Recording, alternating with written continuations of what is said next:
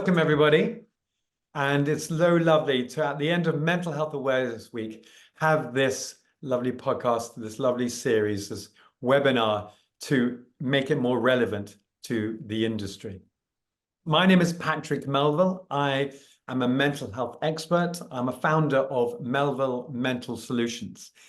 And I did this through my own personal trauma and wanted to use my experience to work closer to industries and specific organizations. And of course, the PR industry has its own stress drivers, which we're going to come into. I've also been working with PRCA to bring mental health closer to agencies and all those involved. On the panel, we have some leaders doing the same thing. We have a good mixture of roles in the industry, and I'd love to introduce them to you. We have Whitney Simon, Senior Account Director and Head of DE&I Consulting at Missive. We also have Nicola Carroll, Head of Culture at Speed Communications. We have Kate Clark, Director of Kate Clark PR. And last but not least, we have Jane Fordham, Head of People at Hanbury Strategy. So welcome. You want to give a wave so everyone knows? The power of webinars. So as you probably remember, it's Mental Health Awareness Week. And the theme is moving more for our minds. What I really like about that is that movement isn't just a physical. It's even the thoughts can move our minds, move our feelings, and moving our emotions.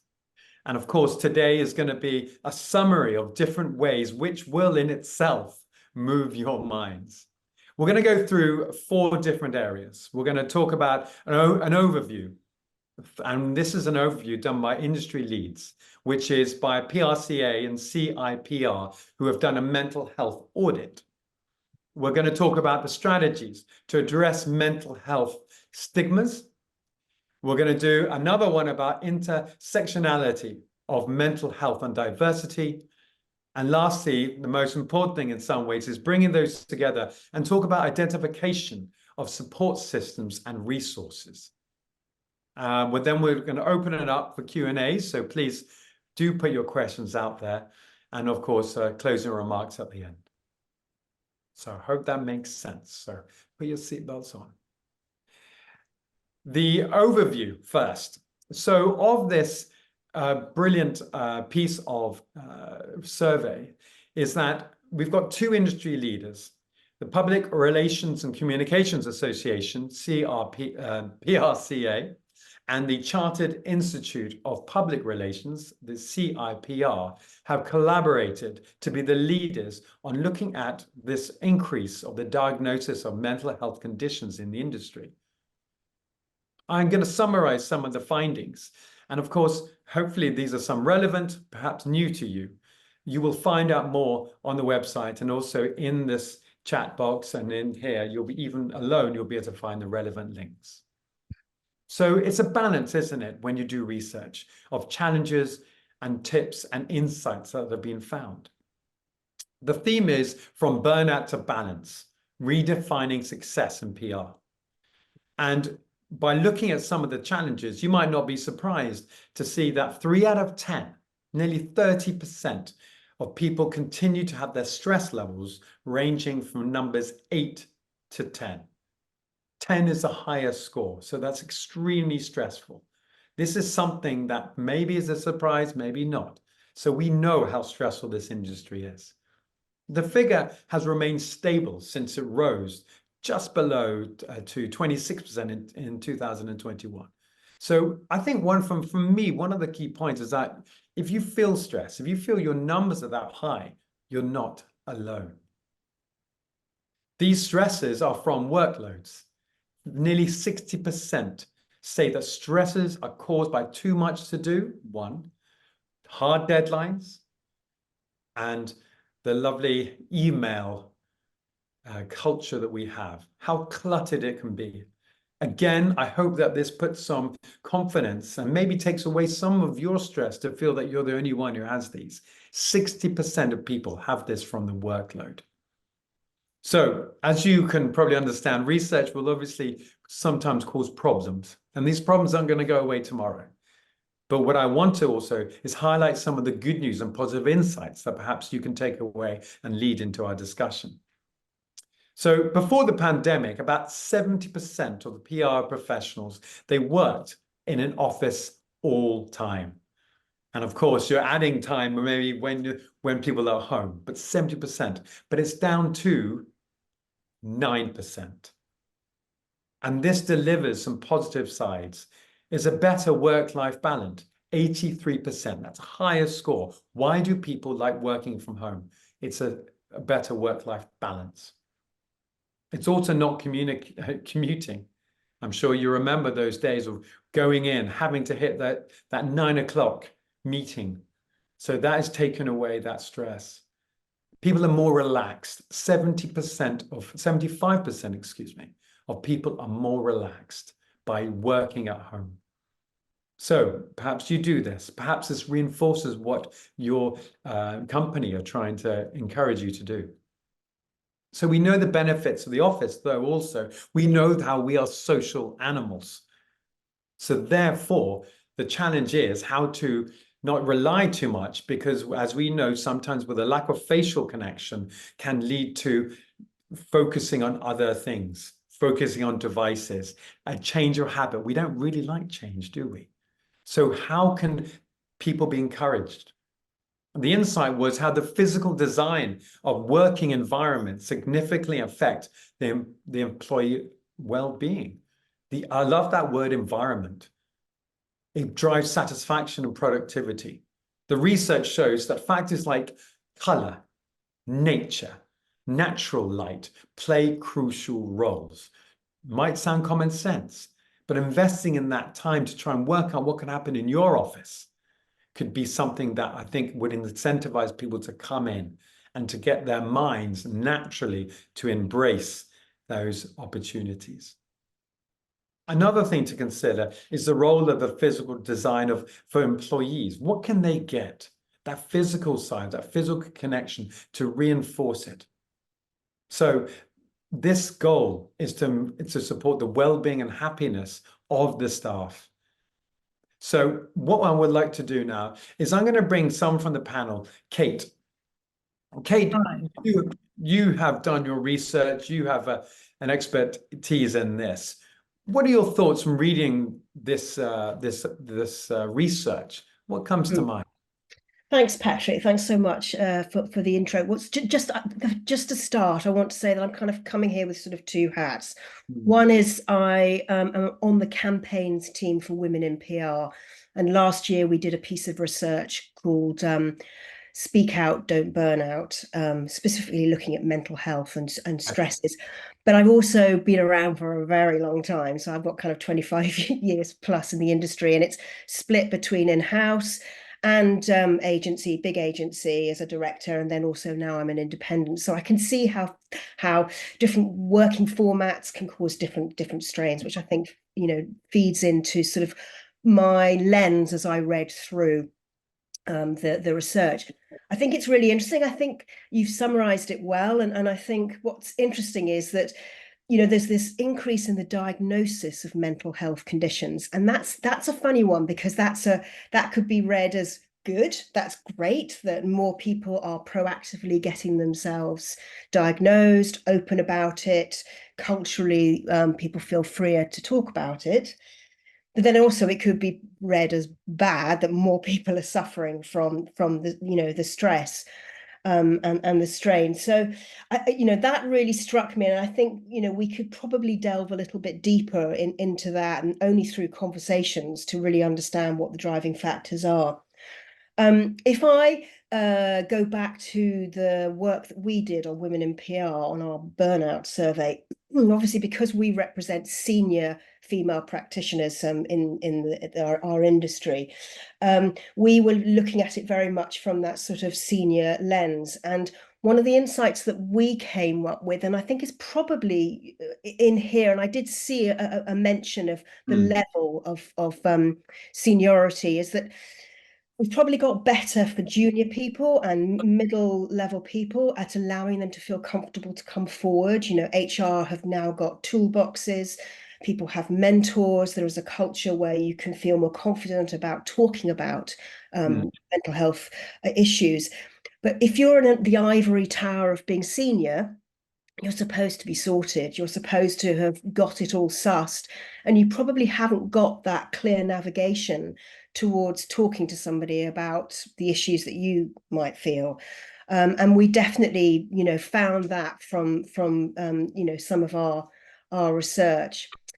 So that's kind of one of the things that really jumped out at me. The second thing, and you did point it out, Patrick, is this the emails situation. And the busy inbox, which indexed higher this year in the PRCA audit than it did in previous years. And I think what's happened is that with the pandemic, we were working at home a lot of the time, and then we've gone through this kind of hybrid back to work environment. And this culture of sending emails from your device, from your mobile phone at any hour, after hours, during the weekend has just become the norm. And PR is by nature 24/7. It's an always on profession, which is probably leads to one of the reasons why burnout is specific to our industry. And if your inbox is constantly flooding out of hours with messages from work, it's really hard to switch off. We certainly found from our research that we did that only 3% of respondents said that they could fully switch off out of hours. And that's just awful. That's tiny.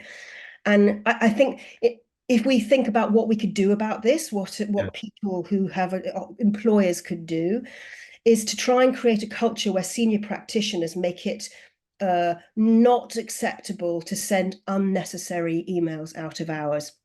Of course, emails have to be sent when there's an emergency and when there's something that's critical that's going on. But sometimes I think we can all admit this, it's sort of laziness. It's kind of like, oh, I can't be bothered to wait till tomorrow morning, or I can't be bothered to schedule it. If we have that discipline so that we're not encroaching on people's free time, I think that would help with that, help people to own their own free time. So, yes. I think that's something that we could, all of us, and it's a very simple fix, I think, we could think about. In fact, on that point, it was only this week I was at an event for my client, and I was having a chat with another comms person, and she'd just come back from maternity leave, and she was working at home quite a lot and hybrid, as she, transitioned back to work.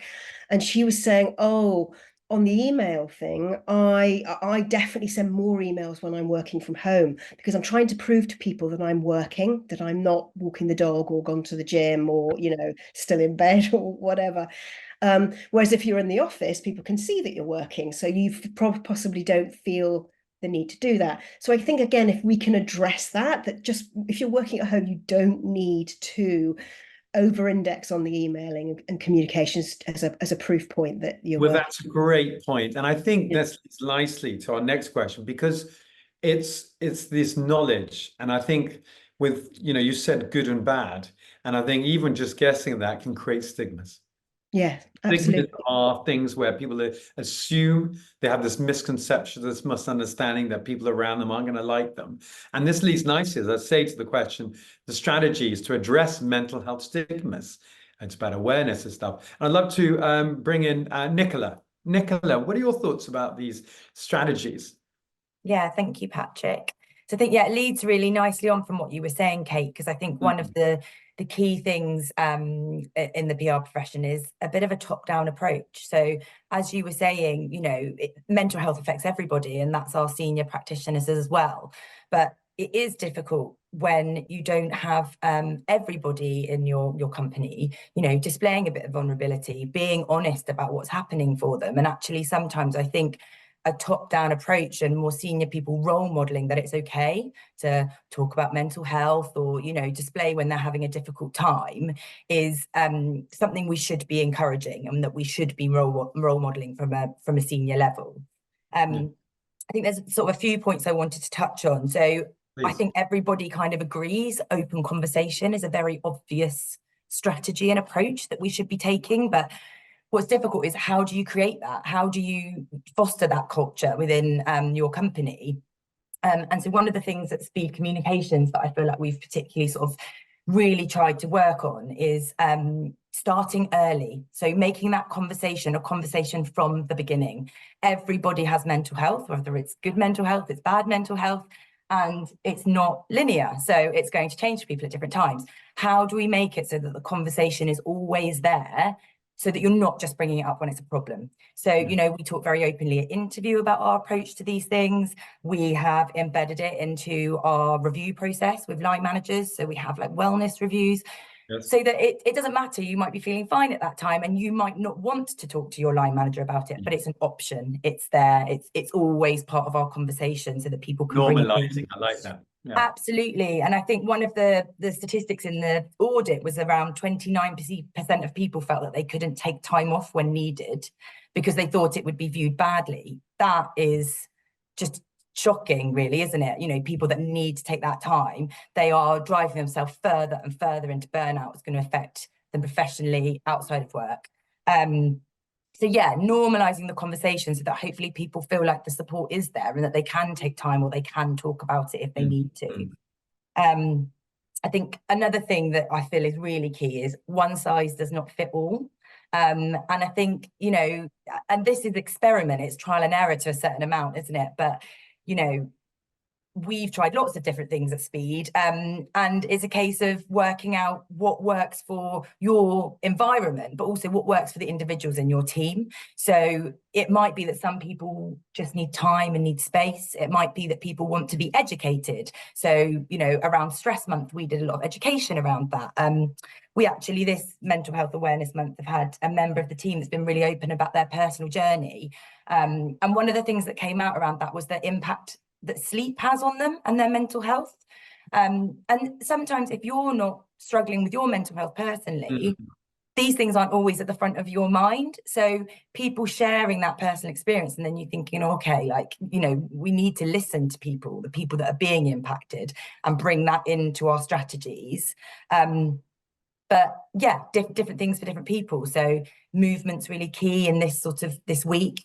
Is it about doing things as a team, or is it about carving out space so that individuals can do what works for them at the right time and get out and have that space? So yeah, I think that's really important. And then as a team, you know, how do those open conversations come from trust, and how do you build trust? That's through rapport. So how do you build that rapport? It's all kind of back to how you work as a team and that team building and people feeling really comfortable. So actually, sometimes I think in terms of mental health strategies, people really hone in on like what's something really closely to do with mental health. But actually, it can be about just fostering a really positive culture and your team working really well together, having fun, having conversations, you know, having somebody that you can lean on, because when you've got that team spirit and you've got that rapport, that's when your team are going to feel like they can be the most open and honest with you and share their experience. So I think that's really important, and making sure that, you know, we all have a responsibility around that. It's not just line managers. That obviously that it is great to have key people within your company that are thinking about mental health or might be mental health first aiders, but actually we all have a responsibility to care for each other and be there and be part of that. I like that point about you said about you know, the balance, the fact that we need to find what works for ourselves.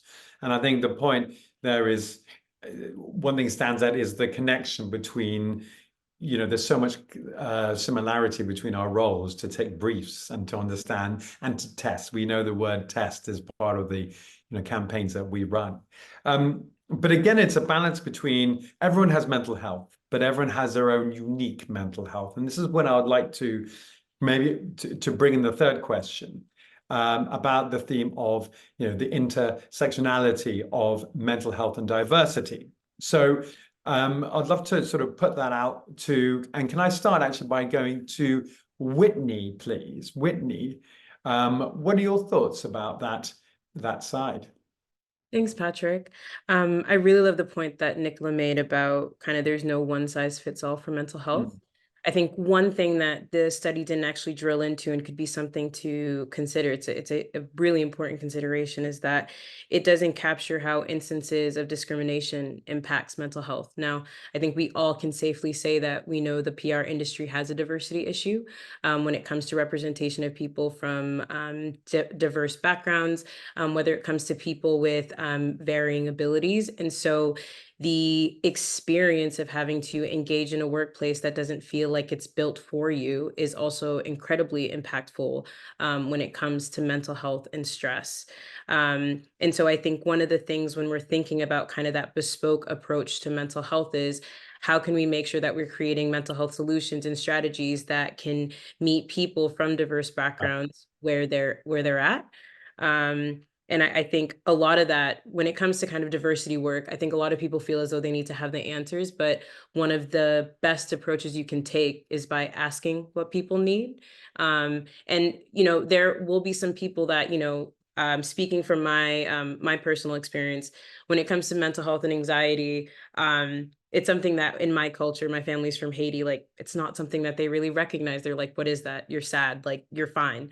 And so it's recognizing that culturally there's going to be nuances, and some people may feel hesitant in having conversations about these things.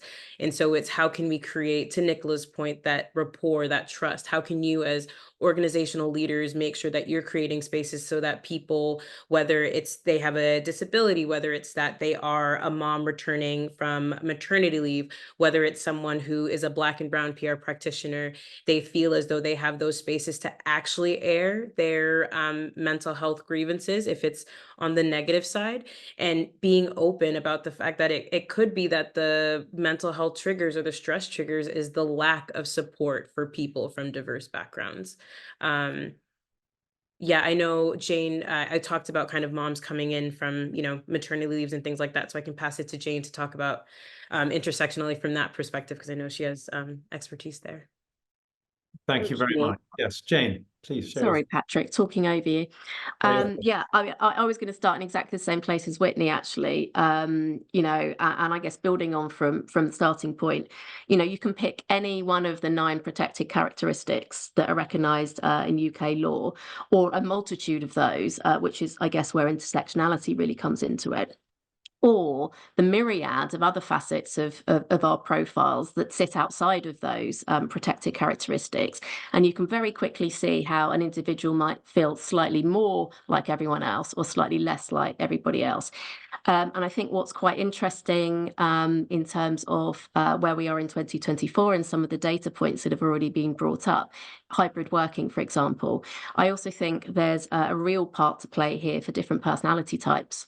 And actually, if you perhaps are more inclined to work alone, and perhaps if you're given free choice and flexibility in the workplace, you're likely to sort of, cocoon yourself slightly. Those differences are going to become perhaps ever more apparent. And the presenteeism that we've already kind of touched on might also then build and kind of snowball.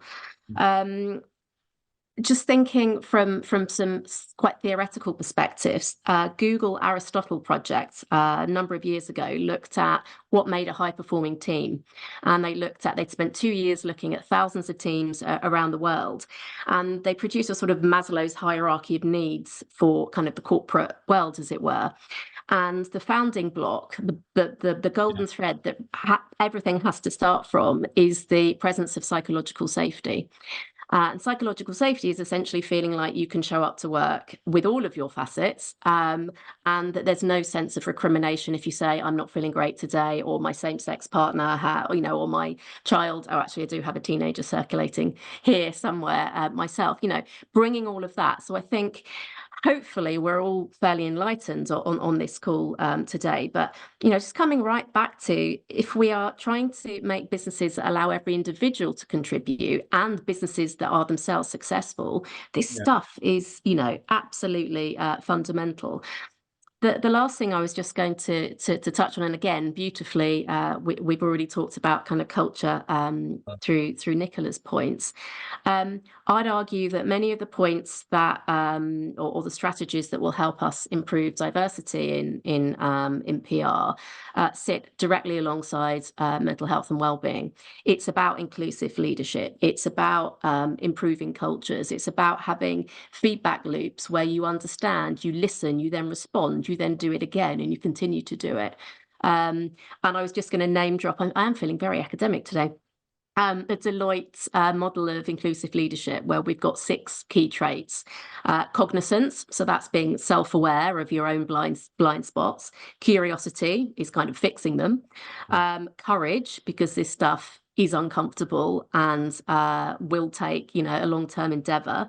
Cultural intelligence, that's, continuing to find out about different cultures and being able to bring it all together. Commitment, I kind of guess, sits alongside the courage. And collaboration, knowing actually if you do all of the above, it's going to be a richer workplace and you get better outcomes. Brilliant. And I think this matches lovely to what we've been discussing. Sometimes we're looking, the causes of stigmas are this lack of knowledge, and this Deloitte piece of research, that sounds like a really good place to go to, especially if you have a leader role in an agency or other organization. If there were, because there are 2 sides, you've got the individual who needs help, and we've discussed there are ways that companies do that. We've also discussed, and I think Kate alluded to, how the fact that, the junior and the middle level are quite good, is the senior ones, actually, who are the ones who feel quite isolated, quite alone. I was at a good example was at advertising week in Europe this week. And there was a lot of people, senior people, who even just talking to them, when I mentioned the word mental health, sort of were a bit stuck. I'd love to open out to anyone who, if you on the side of an individual who has so much responsibility, or feels like they do as well, feels perhaps they can't share it. Do you have any thoughts about where these stigmas can be maybe noticed, and for themselves? Let's say we're talking about tips for themselves, and then ways for them to sort of to get help, so to speak. And I'm going to open it up. Who would like to go first? Have any thoughts? Oh, okay. Well, we'll go Kate, because you brought it up as well. Thank you. Kate? Just unmuting myself, a classic error. So I think a couple of things that you could do, actually 3 things you could do. Number 1, get a coach. I think it's become a lot more the norm and acceptable for senior people to take a coach. This is confidential. This is outside. This can either be provided by your employer, but with the confidentiality that needs to surround it, or something that you could sort out for yourself. And I think having somebody who doesn't belong to the workplace that you can talk to would really help. Yeah. And then one of the other points I want to make is boundaries. And that means boundaries for yourself as well. So feeling confident to say, no, it's out of hours, or no, I've got this other thing on. But then also as an employer, and I think most employers will be open to being respectful if they just know. So it's again about communication, about, setting out what these boundaries are, and respecting them. And then if we're talking about senior people who are probably a bit older, I think it's also valid to say that you probably need to reflect on who you are now, and you might not be the same person that you were when you were younger. We change, we age. And so being honest about what you can and can't do, and that comes back to then setting out your boundaries. It's being honest. You might be better at other things, but not so good at others, and the out of hours stuff might be more difficult if you don't have that energy, possibly. Anyway, so it's just a case of reanalyzing and then setting these boundaries, I think. Yeah, and the things I take away is that surely those techniques are actually what we do in our day jobs in the industry. Yeah. We redefine, how did the campaign go? What's going to happen next? Why did it not work? That is, in some way, we've got the tools to do that, but we don't use them for ourselves. Jane, you had a hand up. What are your thoughts to that? Yeah, I do some training and coaching for the PRCA alongside day job as well. And actually, kind of leadership loneliness comes up so often that you are kind of a sponge, or I'm trying to think of a car analogy. What's the thing, that the shock absorber? And I think positively, the pandemic accelerated a lot of that. Somebody used the word vulnerability earlier, and there was I think a considerable amount more sharing. Probably gone backwards slightly, because thank goodness we're not in that place of global trauma that we were back then. But I think that was helpful. But yeah, I guess speaking like a mental health first aider, a lot of those personal techniques for managing stress and finding outlets, I think absolutely apply to leaders. And as Kate says, find professional networks, be that a mentor, a coach, potentially you've got a leadership team that you can kind of appropriately share with.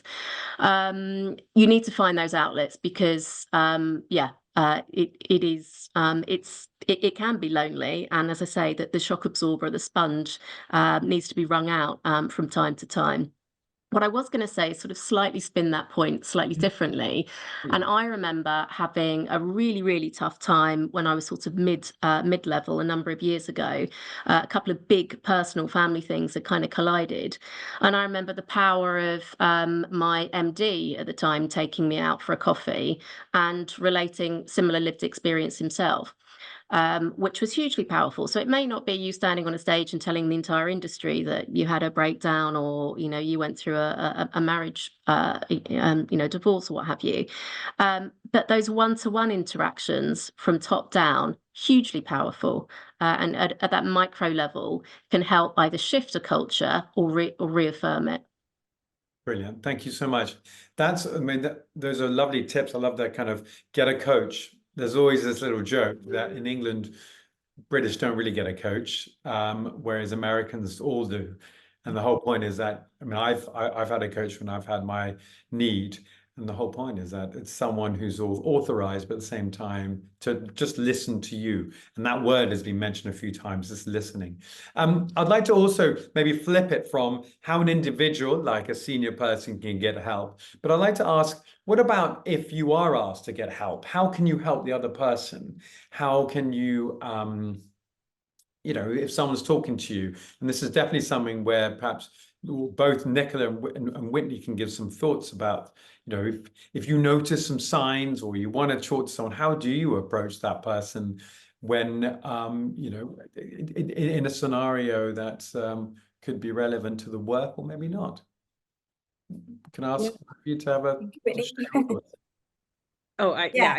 You go, Whitney, go. Well, I would say signposting is super helpful. I think I made this point earlier. As humans, we always feel like we want to have a solution or to someone's problems, but ultimately we can't. And that is okay. I think oftentimes what people want is someone to listen, is to feel as though they are being heard. That one step is so helpful and crucial. But then there comes a limit to the support that you can give, and then having clear signposting, whether it's additional support within the organization or for those who want to have that support outside of the organization, signposting to different support groups. I was looking at Mind's report that was specifically focused on mental health within communities of colors. And they have a really great resource of kind of different therapeutic groups or support groups for people who are navigating different mental health challenges specific to kind of their lived experience. And obviously there are a number of, within organizations, which has been really great, kind of Vitality, they have those kind of dial-in one-on-one support therapy things as part of benefits. So making sure that you're kind of really well versed in the resources within the organization and outside the organization that you can signpost those people. So again, kind of tying on to boundaries, you recognize the boundaries that you have as someone, whether it's a line manager, whether it's a senior person, an MD, we all have our limits in terms of how we can support. Giving an ear is perfect, but then taking that next step and recognizing that it might be beyond you, I think is a really helpful way of thinking about it if you are approached for help. Nicola?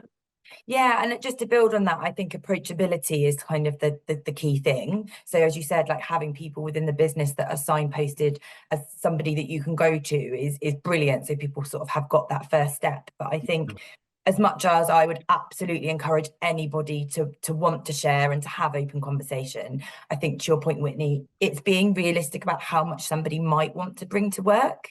So they might have something going on, but they might not really want to share. So I think it's also making it really clear that it's okay to come and tell us that something's going on or something's taking your attention, but you don't have to tell us, you don't need to delve in with us. You know, we can signpost you to other areas, or, you know, we can just take that into account, but making it clear that, you know, some people don't want to share everything, and that's absolutely fine. What I would really encourage is individuals working out what works for them. Yes. So, you know, just think whether it is the tips that we've given around coaching or whatever, but like, come and talk to me. But what we can help you do is create space for you to work out what's right for you. Yes, yes, and I think it's allowing those thoughts not to stay in the mind, which can get a bit cluttered with all the work we have to do. And it's a good initiative just to share it. And sometimes even it does de-stress. We know, like the fact of movement, which is, I've been talking about it, it helps your mood, but it does de-stress when you take that context in the now, so to speak. We've been asked, and actually it was good timing, that we've to give some tips. So specific tips. I know we've summarized some now, but for example, let's start with the word stress. We know how workloads can drive stress. And can we just have some thoughts and some tips under one of those specific questions that we were going to come on to identify what are the support systems and resources that are available? Could I put that out to, for example, how about Jane? Do you have any sort of ideas that people could, you know, use for these ways to identify, you know, these support systems and resources in an organization, perhaps outside? I think quite a few have been signposted already, but I was just putting in the chat box. Genuinely, I sound like I'm on their payroll, but the PRCA new mental health toolkit is awesome. It's a real treasure trove, and there's a lot of podcast content from your good self, Patrick, as well. But there's lots and lots of kind of there's case studies, there's third-party organizations, either from an individual perspective, if you're a manager, and or if you're kind of running a team or an organization on there. So that is an absolute recommendation from me. As Whitney's also said as well, if you're lucky enough to have access to healthcare support like Vitality or another EAP, Employee Assistance Program, that is also an independent voice. You know, you can have a phone conversation or a video call and get some immediate counsel and or, you know, signposted to further resources. We've already also name dropped Mind and the Mental Health First Aid MHFA website, NHS Mind Plan also springs to mind, the Samaritans. We're fortunate to have actually in the UK a large number of resources and kind of third parties. Yeah, and I guess zooming in to my last point, one would hope that an organisation, and you know, PR is made up of quite a lot of small agencies, that even small agencies have are open to continuously improving their own policies, and there are good structures in place to cover all sorts of workplace stress triggers or kind of different elements of life stage and profiles. So right through from having a kind of core mental health policy, a menopause policy, a baby loss policy, a carers policy, and so on and so forth. I think that combination of kind of having the underlying structures and all of the day-to-day culture around kind of talking and normalizing should be a powerful place to start. Brilliant. Thank you so much.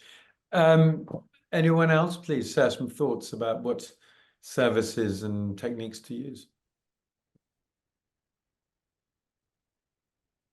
Are they available maybe in the agency where you're based, or have you heard about them? I mean, I can refer to one already, which is sort of the mental health first aiders, but can I ask anyone else in the panel? Yeah, we have mental health first aiders, and actually what's really great is because we are a collection of agencies as Speak Communications, We have mental health first aiders across the different agencies, so people can then tap into somebody that they don't directly work with, which I think is also another way of, if you've got that flexibility within your organisation to be able to pair people with somebody that's completely removed from their day-to-day and doesn't know anything about them, that's a great thing. It's not a resource, but just to flip it slightly, I would just say in terms of from a business perspective, feedback from your team is your most sort of key tool. So being able to provide different ways for people to feedback, whether that's in peer forums, whether that's in annual surveys, whatever, that will then give your company the opportunity to create the right resources for you. So I think that feedback and conversation between people is really key as well. Well, that's a really good point. So we've got a question from Hannah Horsfield. And sort of the problem is that since the COVID, a lot of clutter, this whole leavism problem we have. She references 400 emails a day. Okay, so it's all very well having a nice idea, but when these things happen, they can really impact and make it harder. So the question was, how do we pull this back? How do we, I suppose, as you kindly said, Kate, I think the word boundaries comes into play here. So, you know, initially it's very well us having those thoughts, but one, just generally, how would you, you know, pull back from doing this? But also in any context, you know, individuals work in an organization. So how can that context be put together? Is it a conversation? Is it putting a foot down? Who would like to sort of answer the question, please? Thank you. I think I'd like to just add, it's a conversation. It doesn't, I think it doesn't, it doesn't need to be an issue. If you make it so culturally normal that when you have somebody who starts within your team, you have that conversation about, you know, how do you like to work, a discussion about, you know, boundaries. And in a company that is supportive of its employees, there should be something that can also be said to clients as well. And most clients of good companies will also be working on policies with their employees as well, and will respect the fact that, you know, there will be some boundaries that are, you know, are expected. So I think that's acceptable if you make that the norm. The only other thing I just kind of wanted to just mention was just about, and I think it's to do with the pandemic, what's happened, I think for women in particular, is this sort of, you know, the hybrid model, which is really interesting. And I think the audit really threw that up, that it needs more discussion and investigation. I don't think we've got it right yet, but that if you are hybrid, you're obviously picking up more stuff at home, probably more of homework, and it quite often it can be that combination of the two that causes, you know, massive stress. So for an employer to understand that as well, I think is really important, and for you to talk about those boundaries as well, you know, if you are hybrid or at home. Yeah, thank you.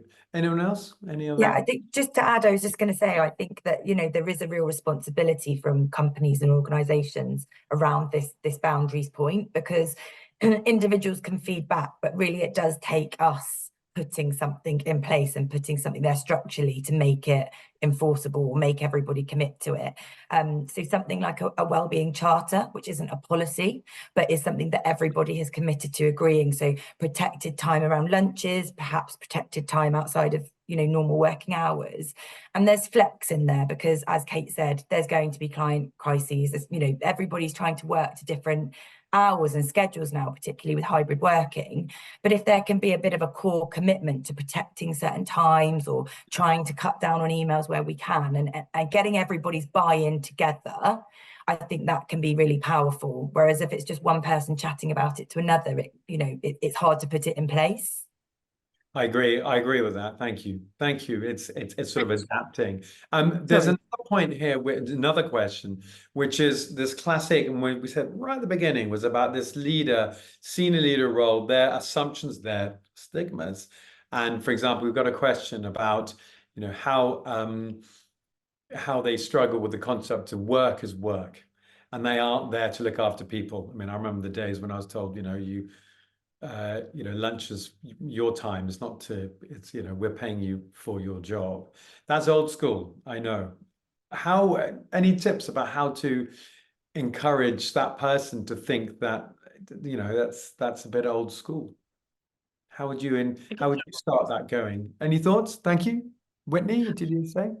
I think with conversations like that, I would challenge for it not to necessarily come from a junior person. I think it should come from either their peers, HR, or something like that. But I think really what it comes down to is that, you know, work is based off your people. If you don't have people that come into work, if you don't have people that want to stay with your team, then you don't have a business. And I think it's about like, I recognize that not everyone is, you know, a leader who is going to have, you know, I feel as though I'm very much like a leader that's always trying to get engaged, understanding like all of my different people within the teams that I manage, but not every leader is that same style. And it's okay to have a diversity of leadership styles.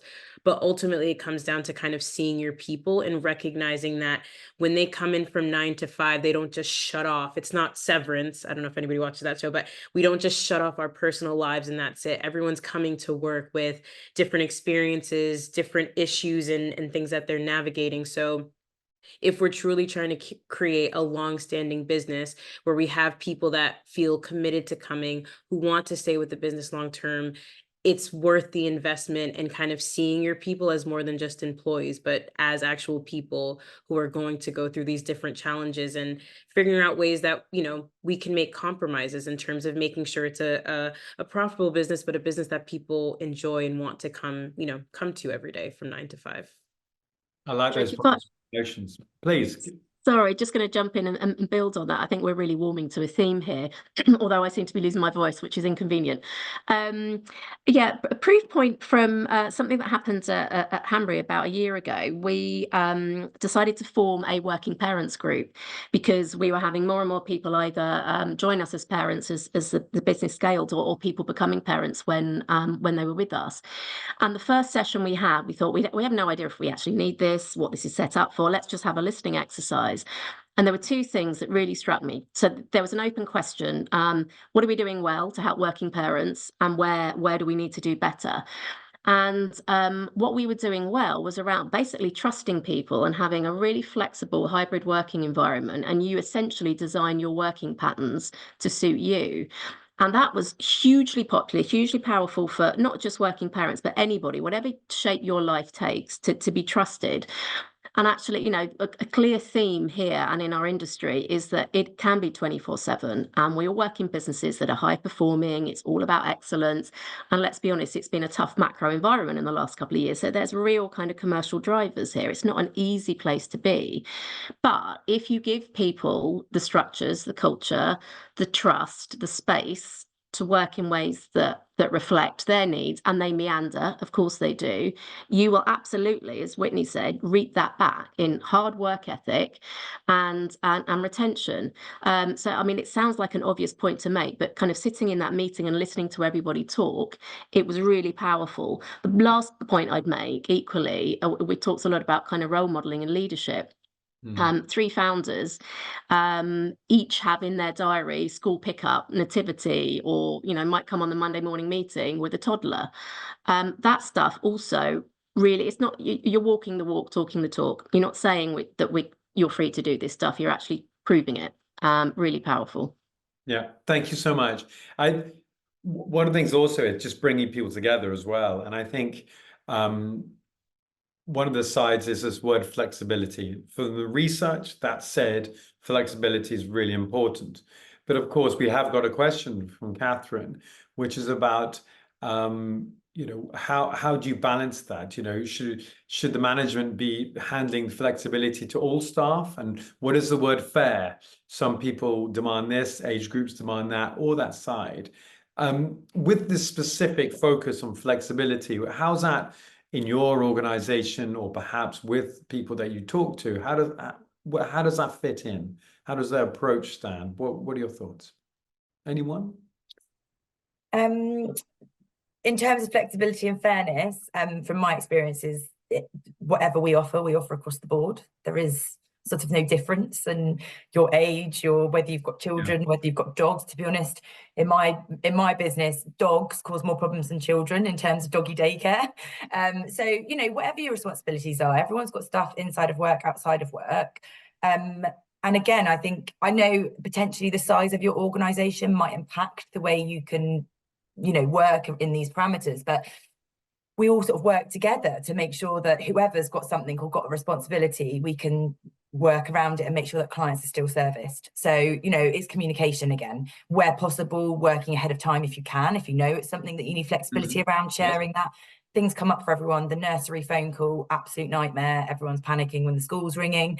But, you know, we share it, we communicate. And I personally feel like fairness is like the only option. Like everyone has to be given the same opportunity. Yeah. I like that kind of fairness and opening it out. We've got another one here from, and this is definitely a one that I know most organizations have. It's the relationship between clients and between clients and the staff. The clients demand this yesterday. Have you got any, again, open it out. Anyone got thoughts about how do you push back? And a big one, but at the same time, it's a kind of who goes first, literally on this, like on this question as well. Who's going to go first? Anything that you've tried or anything that you think would work? Yep, Kate. My thoughts are on that one that if you set yourself up when the relationship starts and you set yourself up as an agency that cares for and respects its employees, and that's what the client's buying into, and that these are actually part of the sort of the charter. Somebody used the word, you know, charter, and that we expect that to be mirrored by the clients. And it's you know, should be seen as a positive. And I think that that's the only way that it can work as a parameter from the beginning. Thank you. And anyone else? I was just going to, I mean, at the risk of oversimplifying something that is hugely complex, as I say, especially in an environment where bottom lines and commercial drivers are really top of the agenda, I totally accept that. But stripping it back is, it's a bit like presenteeism. If you set your mentality, you orient your kind of KPIs, your metrics, your performance, you know, even your payment structures around impact and results, then hopefully the conversation and the culture that you have between client and agency can also follow suit. So you don't need to be working, you know, all hours if you are working effectively and you're focused on the right outcome, and you have that give and take and respect to know that when actually it is a case of burn the midnight oil, but it's not a boy who cried wolf. You know that when it really matters, the agency and the team will feel motivated to pull the midnight oil. But if you've set the tone appropriately and you're focused on results, one would hope that the senior team can get behind their team and advocate for them where needed. Yes, and I like that this role of different roles, the conversations. The senior team need to, firstly, as I think one of the takeaways is, share their experience of managing stress, fact, and also how they can support the team under that sort of profile, that brand, that culture that they are responsible for. Any other thoughts about the client staff relationship or ways? I would say I can jump in. Please. In addition to being head of DE&I consulting at Missive, I'm also senior account director, so I feel as though I do have these instances fairly often. What I would say is I think we also need to recognize that clients are humans, right? I think most of the time, even with my most difficult clients, when I'm able to kind of meet them where they're at, recognizing that if they're pushed on something, if they're not being really communicative, they're providing really difficult deadlines, it's usually because they're dealing with internal pressures as well, and recognizing that. And then I think just being open and honest about, we recognize that this is something that you need to be turned around fairly quickly. We just want to say that in order to deliver the best work, we need to have a good amount of time.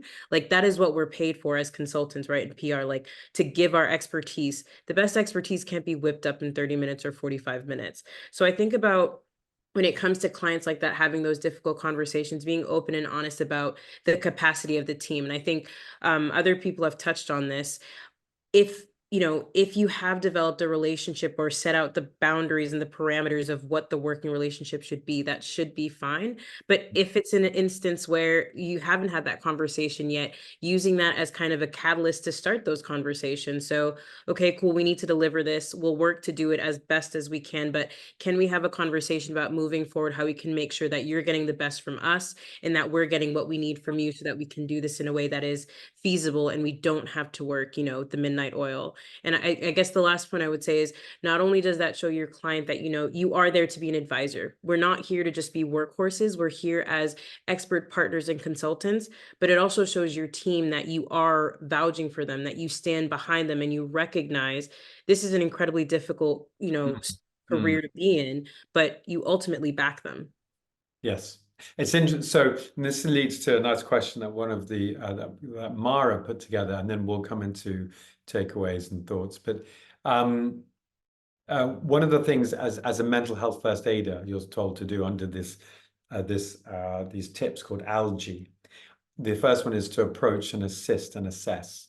This comes from just having those first conversations. Does that person need help? What are the drivers? Do I need to help them? Does the company need to do something?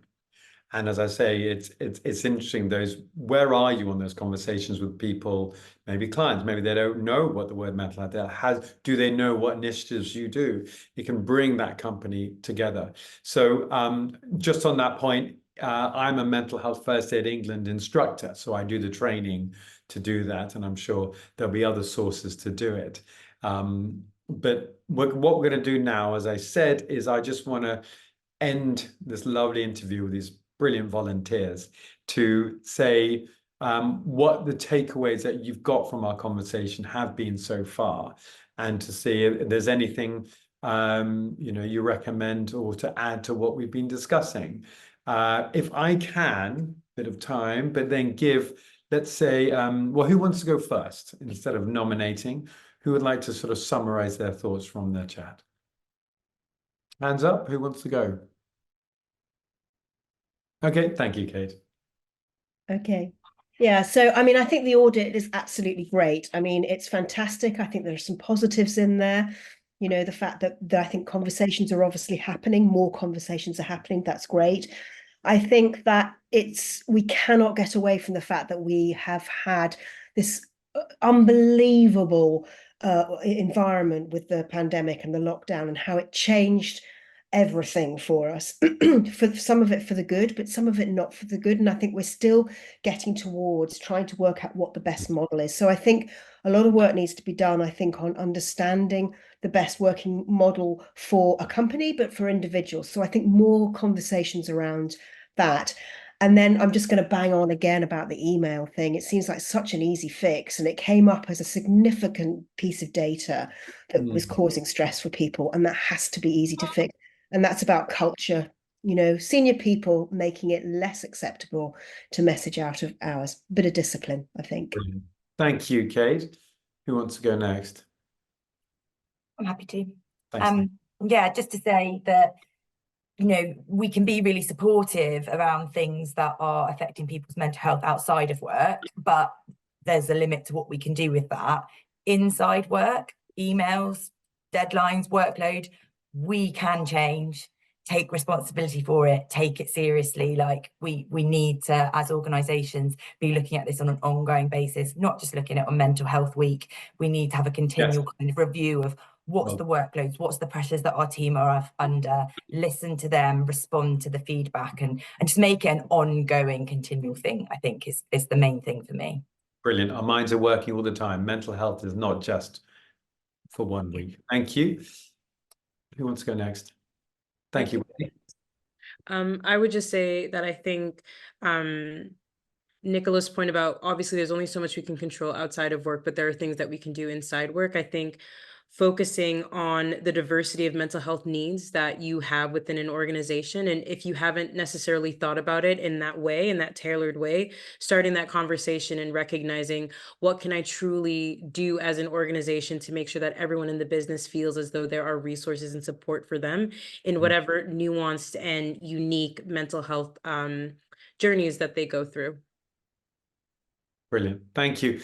And lastly, Jane, please. Gosh, the pressure.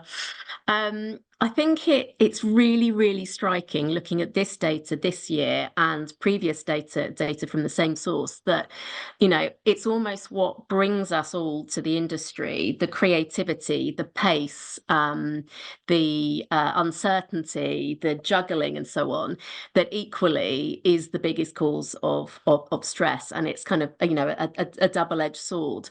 And it kind of breaks my heart that this sort of dynamic, creative industry that attracts such phenomenal talent, you know, we're still having relatively similar conversations. I'm hopeful, don't worry, there is a positive message.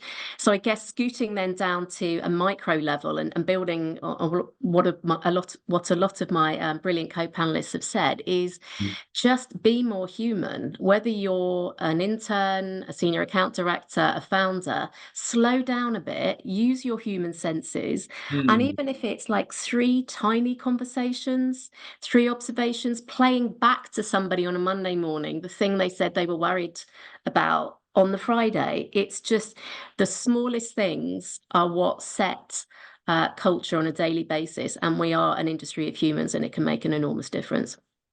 Brilliant. Thank you so much. The words come to me are, we are social animals. And of course, what we work in an industry, which is important, but there are other ones which, you know, are life threatening. For me, one of the key takeaways was, and this has come out from every conversation really, is the boundary element. And of course, with this lack of knowledge, how can we, you know, we feel guilty. That's not quite fair. We tend to have a go at ourselves. So I think if we understand and put some time through the company, giving a bit of time to understand what we just discussed, this is a lovely place. The page on the PRCA website toolkit, the mental health toolkit is a good one. And of course, ourselves, we will be contactable, won't we? Should we moving forward. So please follow up by going to the website. We haven't answered all your questions. Feel free to get in touch with myself, Patrick Melville, or the PRCA group, and of course the other guests we have here.